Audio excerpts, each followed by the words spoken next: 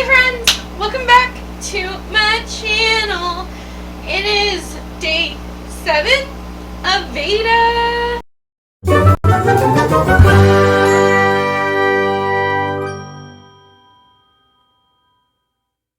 If you're unsure of what VEDA is, I will link the playlist up above. Go check out all the videos and come back and hang out with me. I have recently realized that a lot of my reading habits and reading tastes have changed a lot since starting my channel. So today we're quickly going to go through my shelves, like it's going to go on fast forward for you. And then I'm going to talk about the books that I am unhauling. However, I am on a book buying ban until I win a book haul on Bookopoly. So I'm going to be unhauling them. They're going to go in this crate over here. It's down there. You can't see it. But I promise there's going to be a crate or a couple crates of unhaul books. And when I win my book haul from Bookopoly, I will first unhaul whatever's over there. I have another crate full of books that I've read that's going to continue to pile up until we get a book haul. And we're going to go through all those books. Some of them I will be unhauling, some of them I will be keeping as part of my favorites. And whatever we get today is just automatically going to be unhauled. So I hope you enjoyed this video. Don't forget to give it a big thumbs up and subscribe to my channel. If you're new here and you want to see more content from me, don't forget to turn on the notification bell. So yeah, I'm just going to quickly go through these. I know that I'm going to get all my YA romance off my shelf because it does absolutely nothing for me. Like, I struggle to read YA romance. I think the thing is that I just started reading adult romance a few months ago, and I like that a lot more than young adult. I'm just over reading about 16-year-olds kissing and, you know, whatever. I'm just over the YA romance. I think I've outgrown it. I think I've also outgrown middle grade. I might keep a couple middle grade that sound good, but generally speaking, when I read middle grade, I only give it 3 stars, which isn't bad, but at the same time, I really don't want to waste my time on 3-star books. So enjoy this montage. When I finish, I will talk to you. I might not tell you much about the book, but I will tell you, kind of hold it up and tell you what it is. With you, I can be sad with you. Just take my hand and fly up through the dreams where the skies are so clear. With you, I wanna stay with you. With you, I love the way that you love me today. Let's run up through the fields where the sun shines and heals. With you, I wanna stay with you. It's been so cold since you have been gone. Like I was told, you're the only one.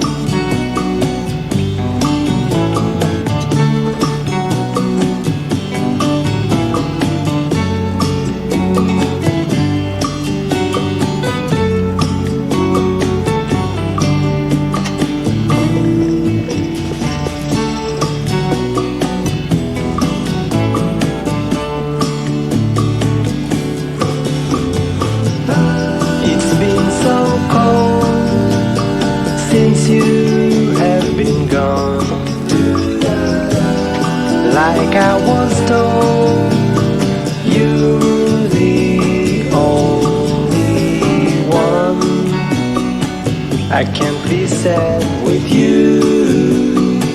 Just take my hand and fly up to the top where the skies are so clear.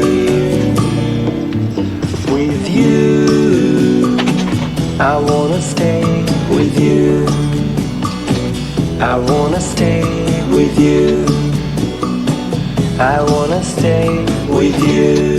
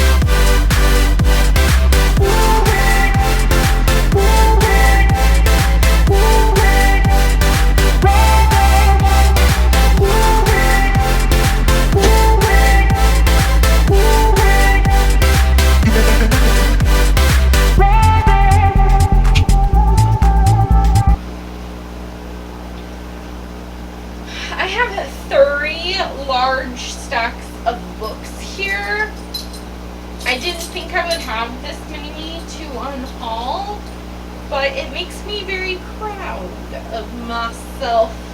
The first one is the Indian in the Cupboard Trilogy by Lynn Reed Banks. So I did the love-hate challenge with Joe from Fight and Read Like a Girl. One of her movies was The Indian in the Cupboard, and I thought it was cute. Like, it was perfectly fine, and at the time I was like, oh yeah, I want to read the whole trilogy now. I've lost interest. I will, however, link the video of the Love Hate Challenge up above if you want to go check it out. But it was a real fun time doing that challenge. I'm not invested enough to read the trilogy. Okay, I did not get rid of every YA romance that I have. I still have a couple on my shelves that if I were to like YA romance, this is the one I would like. But generally speaking, I'm finding that YA romance isn't for me. And just because I say something like, oh, I'm not going to read middle grade anymore, or like, I don't think middle grade's for me anymore either, which these are all middle grade books. I still have a few on my shelf though, and it doesn't necessarily mean that I'm like never going to read middle grade again. It just means that it's not my first choice, and that's okay. We don't all have to like the same books. In fact, that would make life so boring. So I'm going to quickly go through my middle grade stack here.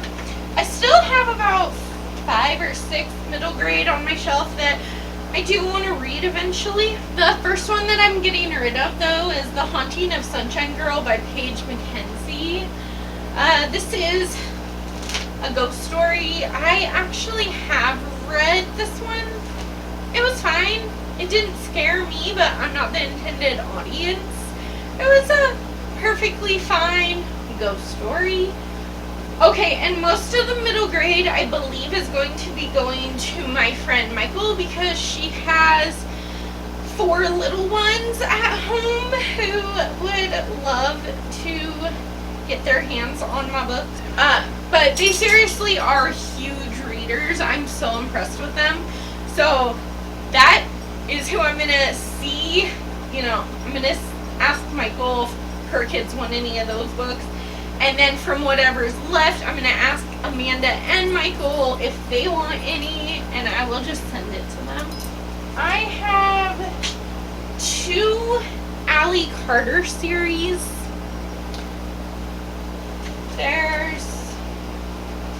I think there's 1 book missing from this series, but I'll tell you I love you, but then I'd have to kill you. Cross My Heart and Hope to Spy, Don't Judge a Girl by Her Cover, and Untied We Spy, United We Spy. I think there's a 5th one too, I'm not 100% sure, but these are all part of the Gallagher Girls series.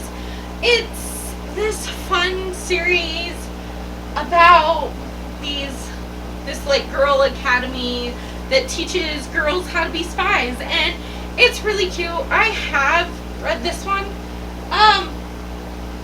It was cute, but I just don't enjoy it as much as someone younger would. And then we have Heist Society, Perfect Scoundrels, and Uncommon Criminals, which is part of the Heist Society trilogy by Allie Carter. This one I haven't started reading, but it's by the same woman that wrote Gallagher Girls. I think this is about heists, like Heist Society. That would make sense.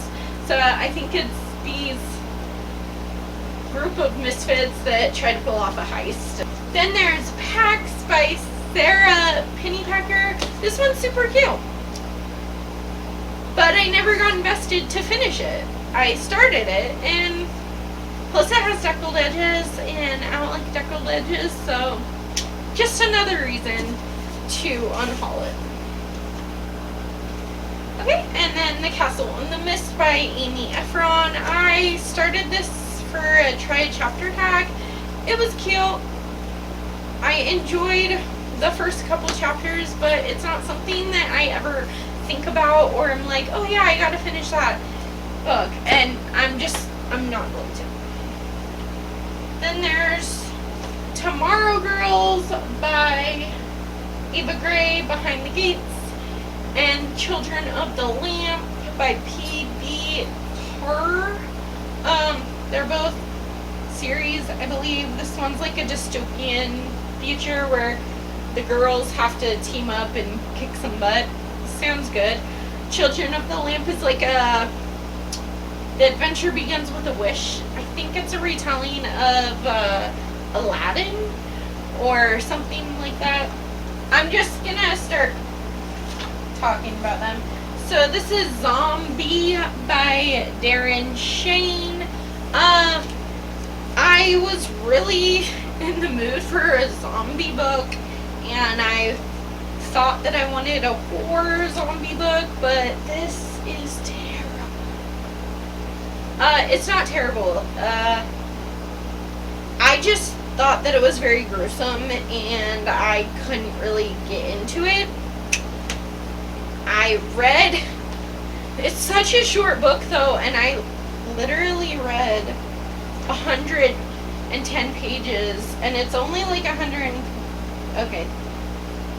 70 pages, so I'm almost there, but I just don't care enough to actually finish it. The June Boys by Court Stevens. I have started this book. I think I made it like 70 pages in, or something like that. I was not hooked, but if I ever do have the urge to read this again, I own the audiobook. I was trying to read more outside my comfort zone, kind of. This gave me the Fifth Wave vibes, which is one of my favorite series. This is The Host by Stephanie Meyer. This is a book about an alien invasion, but instead of invading like the earth, they invade people's minds and take over the world, which is kind of similar to the Fifth Wave. And I was really interested in this. However, I have since learned that Stephanie Meyer is very problematic, and I did not know this when I picked this up at the thrift store. I'm not going to go into details about how she's problematic. If you want to find out, go Google it. But I no longer support that. Like, I don't support that in the first place, but I didn't know about it, so we are not going to support that author. This is a different story. I like everything I've read by this author. I will actually include a Morgan Matson reading blog up here. This is Second Chance Summer by Morgan Matson. Honestly, I just heard that it's very heartbreaking and hard-hitting, and I just don't want to read it. If I want to read a Morgan Matson book, I want it for the fluff, I guess. I read Morgan Matson and Casey West for happy, bright times and fluffy fun. And that is not Second Chance Summer, so we're just gonna unhaul it. Okay, you know what? Then we have Trinkets by Kristen Smith. This is about these teenagers who are shoplifters. They meet at this shoplifting support group, and then they have like this contest or something of who can steal the most stuff and not get caught. So they're not really actually getting help for their shoplifting problem. But this one might be kind of controversial. This author is a great author. This is a very beloved author. But her books are very emotional, they're very hard-hitting, and they're either done really, really well, where I love them, or they're done so poorly that, like, I just want to throw my book and, like, give up with this author altogether. And that's kind of where I'm at. I think that these books are probably great and everything. I just don't think I'm the right reader for them anymore. So I have a few of Jodi Picoult's backlist. There is Mercy, The 10th Circle, My Sister's Keeper, and Perfect Match. So we have Flipped by Wendell Van Drainen. This is like a cute little love story between these two kids. So I think when they're 4 years old, she has a crush on him, and now they're in 8th grade, and he might have feelings for her, but she doesn't think he has feelings for her, and I don't know. This was one of the only thrillers that I'm unhauling without reading. So this is Baby Teeth by Zoe Stage. This has been compared to The Push, which I hated, and everyone says The Push is the better of the two. And I've learned I can't read books with a diabolical mother-child relationship, or any book where a kid gets hurt. In this, the child is evil and the mom can't deal with her evil child, and I just don't care. This one hurts, okay, because it was on my 5-star predictions list, which, you know, you guys already saw earlier. I'm not gonna read it. And if you do want me to do a reading vlog of reading this and the other 2 books that were remaining on my 5-star predictions video, I will get it from the library. But this is Windfall by Jennifer E. Smith. I've read a couple of books where a teenager, or like a 19-year-old, that's still a teenager, wins a bunch of money or gets a huge tip and becomes rich, and then they're irresponsible with their money, and somehow they found love because of this lottery ticket or whatever, even though they're like super annoying teenagers. And I'm just not here for that. I have no idea what this book is about. It's Beware That Girl by Teresa Toten. Okay, and then these 3 are books that I have read. We're gonna start with What to Say Next by Julie Buxbaum. I enjoyed this. I think I gave it 4 stars. It was really cute. I really like the Asperger's representation in here, because we don't have enough books with that in it. However, I have it on audio, so I can always just listen to it, and I really, if I'm being quite honest, I prefer Tell Me 3 Things by this author, which is on my favorite shelf still. But if I were to reread one, it would be Tell Me 3 Things, not this one.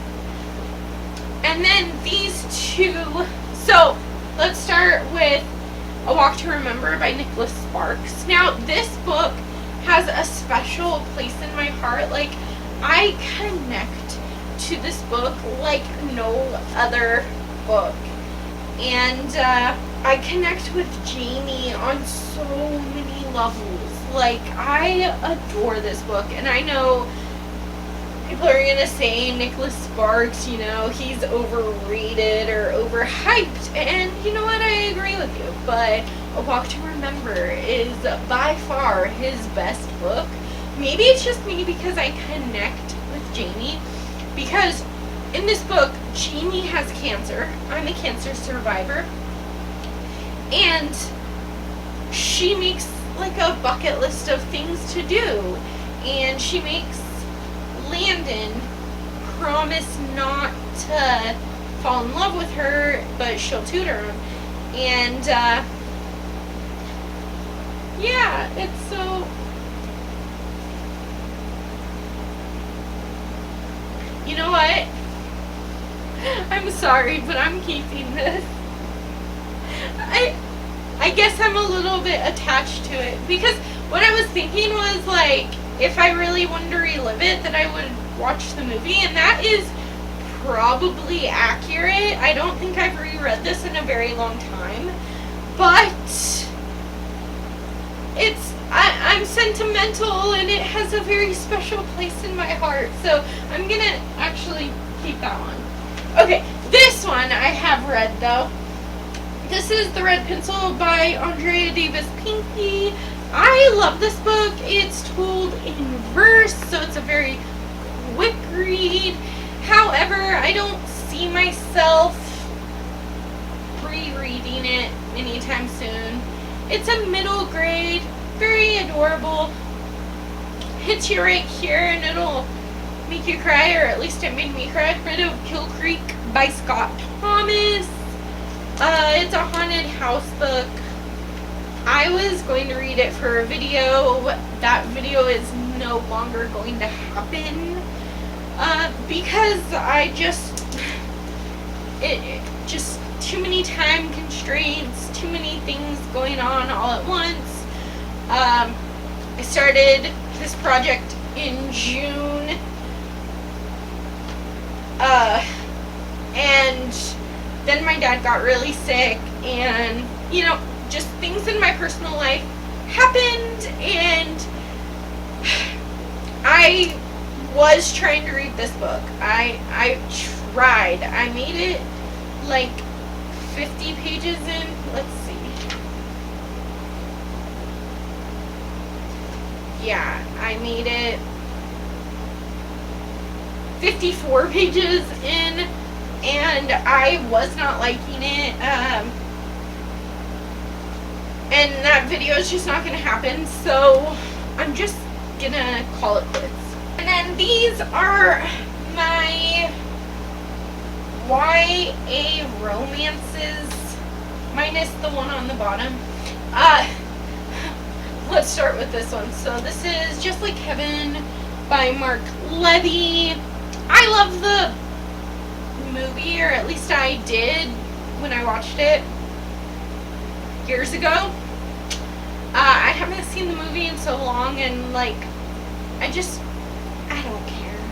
4 are YA romances that I have no interest in. So, A Working Theory of Love by Scott Hutchins. Perfect by Natasha Frond.